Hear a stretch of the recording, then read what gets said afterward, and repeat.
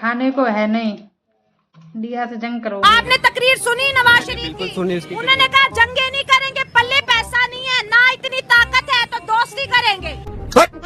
आप जंगे क्यों नहीं कर सकते?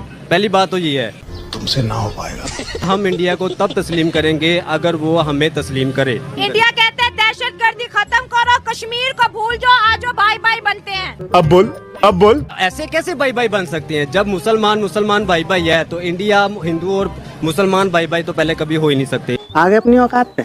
कश्मीर में तो वो दिखाया ही नहीं जा रहा जो कश्मीर के साथ हो रहा है। अच्छा। सबसे पहली तो बात यही है। कश्मीर में G20 करा के पूरी दुनिया को वहाँ पे इनवाइट किया। इंडिया ने इतना बड़ा जो है स्टांस मारा है G20 का। बिल्कुल भी नहीं, ये सिर्फ दिखावे के लिए है। अबे साले, हकीकत तो इमाम को दिखाई नहीं जा रही है। कुत्ते की पूंछ सीधी नहीं होती।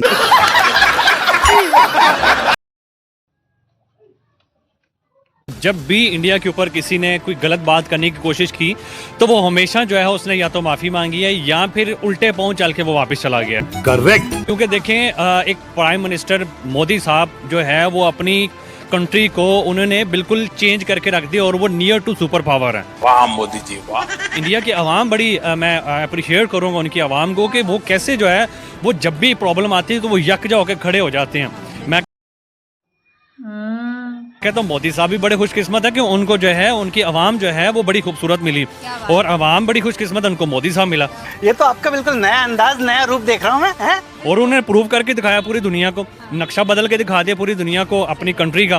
पूरी दुनिया इम्प्रेस है मोदी साहब से और इंडिया की आवाम से। और इस चीज़ से यही साबित होता है कि भाई इंडिया इस टाइम जो है वो आने वाले वक्त में एक बहुत बड़ी जो है वो पावर बनने वाला है। आवाज दूर दूर तक जानी चाहिए।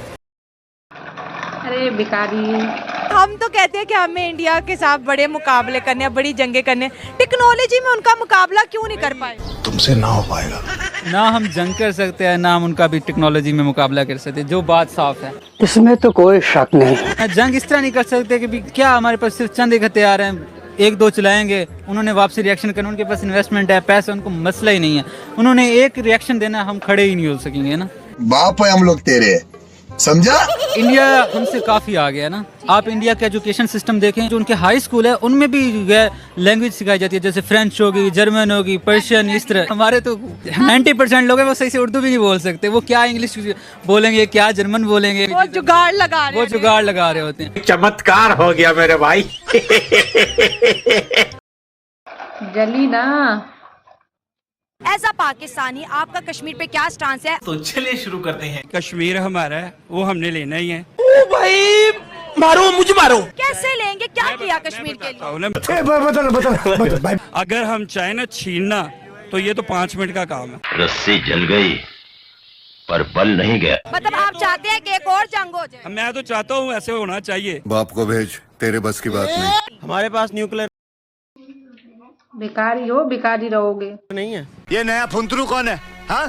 तो न्यूक्लियर बॉम्ब चला दोगे?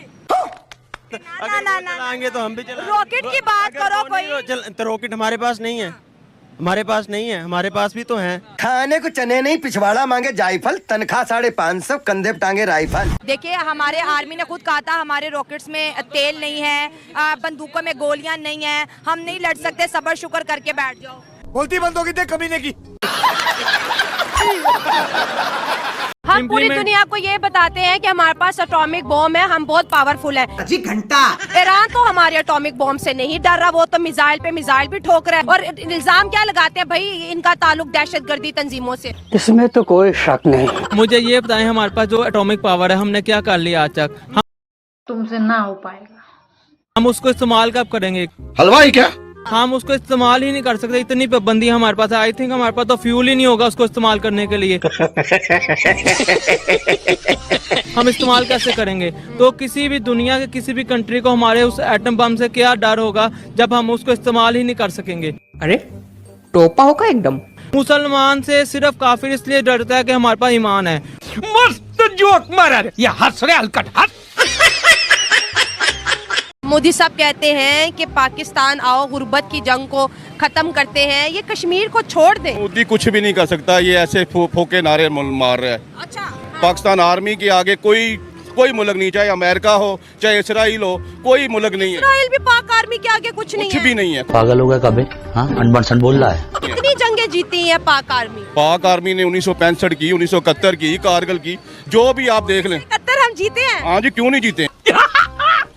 मस्त जोक मारा। 93,000 फौजी इंडिया में क्या कर रहे थे एक साल के लिए? सिलेंडर कर दिया ना। जीतने वाले सरेंडर तो नहीं करते, जीतने वाले तो झंडे लहरा के आते हैं। वो तो उन्होंने अपने जनरल के कहने के ऊपर जो ना उन्होंने बोला कि ठीक है जी हम सिलेंडर कर रहे हैं, तो हारे तो नहीं है ना। कोई सेंस है इस बात की? अच्छा, ना हम कारगिल हारे ना 71 हारे। नहीं, कोई नहीं आता है घर में कि चाहिए। आपको पता है कि जब बांग्लादेश ने इंडिया को आंखें दिखाई तो इंडिया ने जो खाने पीने की चीजें थी वो बांग्लादेश में एक्सपोर्ट करने से रोक दी। ये हुई ना बात। क्या कहना चाहेंगे? उनके पास पीने के लिए ना तो दूध है और ना ही खाने पीने के लिए चीजें। लगे लोले भाई। अभी सिर्फ बॉर्डर सील की है, अभी उनका पानी बंद करने की तरफ भी सोच रही है, अभी उनकी बिजली बंद। अगर ये पानी बिजली बंद हो गया तो आप सोचेंगे कितना बड़ा एक अलमिया जन्म लेगा बांग्लादेश के अंदर। इनको ख्याल नहीं आ रहा कि इंडिया क्यों नहीं रिएक्ट कर रहा। भाई इंडिया इस वजह से आपको कुछ नहीं कह रहा कि इंडिया ये सोच रहा है कि ग्लोबल पॉलिटिक्स जो चल रही है, अमेरिका